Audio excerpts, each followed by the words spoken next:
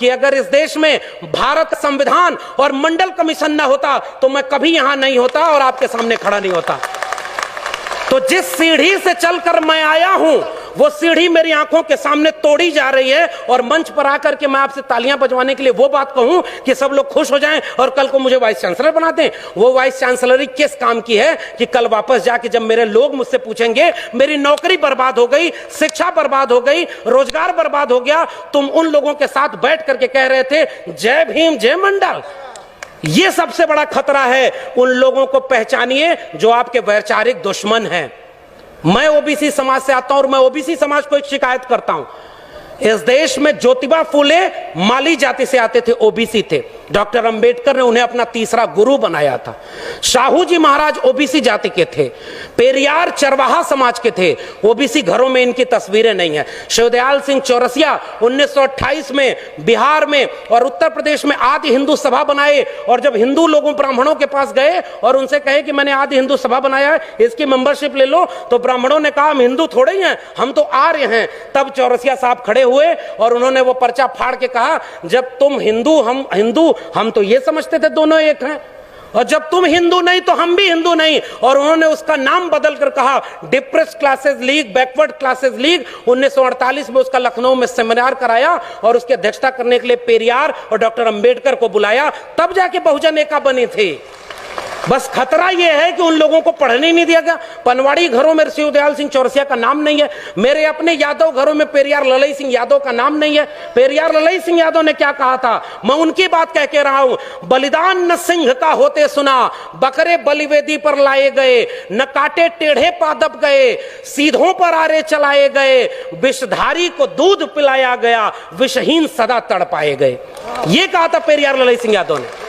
और जब त्रिवेणी संघ बना 1930 में बिहार में, और बाद में अर्जक संघ बना उत्तर प्रदेश में, इन दोनों का नारा क्या था, ब्राह्मणवाद की क्या पहचान, गिटपिट बोले करे न काम, और मानववाद की क्या पहचान, ब्राह्मण भंगी एक समान। जिसमें समता की चाह नहीं वह बढ़िया इंसान नहीं, समता बिना समाज नहीं, बिन समाज जनराज नहीं। जो जमीन को जोते बोए वो जमीन का मालिक होए, सबको शिक्षा सबको काम, वरना होगी नींद हराम। हमारे डॉक्टर लोहिया ने कहा 100 में पिछड़ा पावे 100 में 60, सन सोपा ने बांधी गांठ। तब उसको जगदेव बाबू रामस्वरूप वर्मा ने नारे को आगे बढ़ाया कि 100 में 90 शोषित हैं, शोषितों ने ललकारा है, धन धरती और राजपाट में 90 भाग हमारा है।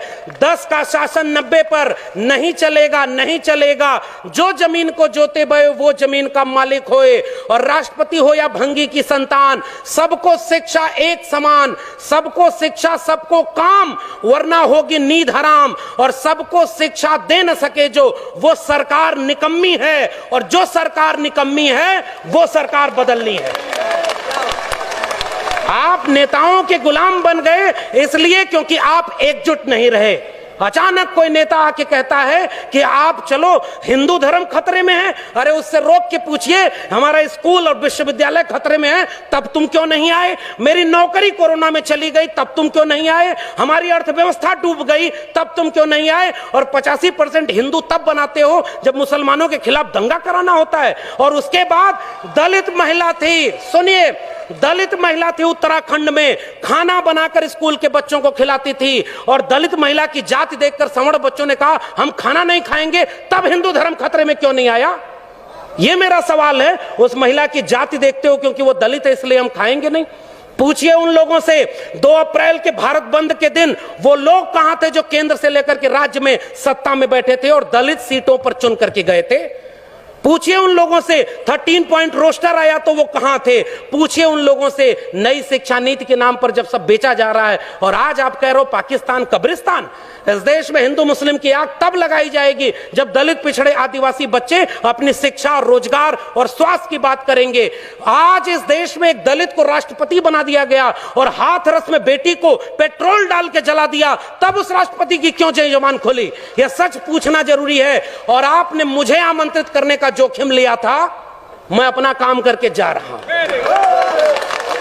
आपने ये बात जो कही थी, ऐसे मंचों पर आप हमें नहीं भी बुलाएंगे तब भी भारत के संविधान और मंडल कमीशन ने एक नौकरी दे दी है, हम वहां गुजारा कर लेंगे, हमें आपका वोट नहीं चाहिए। लेकिन मैं चाहता हूं कि इस मंच से घर जाने के बाद ये महिलाएं और बच्चियां, ये नौजवान अपने घर में अपने बाबूजी से पूछें कि आप तो धर्म को बचाने गए थे, मेरी शिक्षा, मेरी रोजगार, मेरी नौकरी और मेरे देश को बेचने वालों के साथ क्यों खड़े थे? ये सवाल आपसे पीढ़ियां पूछेंगी।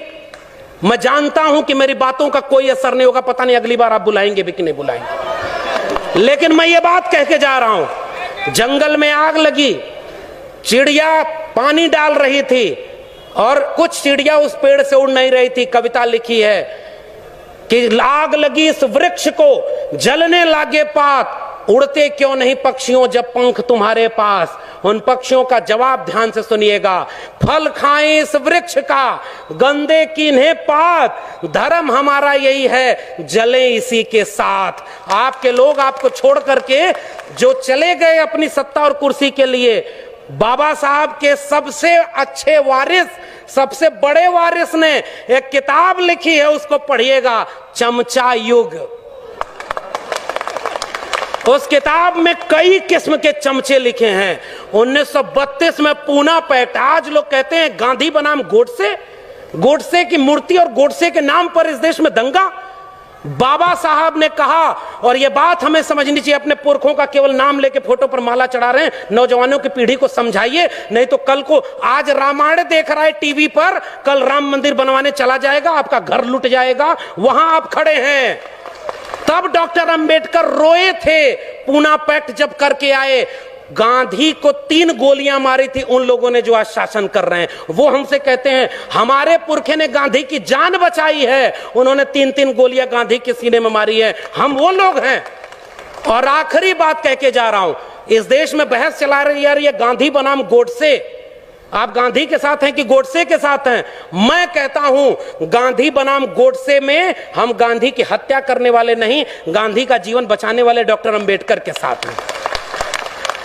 पेरियार ईवी रामास्वामी नायकर और गांधी की बहस में हम पेरियार के साथ हैं, भगत सिंह और गांधी की बहस में हम भगत सिंह के साथ हैं। हम डॉक्टर अंबेडकर और गांधी की बहस में गांधी की नहीं डॉक्टर अंबेडकर के साथ हैं, और गांधी और लोहिया की बहस में हम लोहिया के साथ हैं। ये हमारी विरासत है। आने वाली पीढ़ियां हमसे पूछेंगी साहब कि जब देश लुट रहा था, आपके बच्चों का भविष्य बर्बाद किया जा रहा था, दंगाई बनाया जा रहा था, तब आप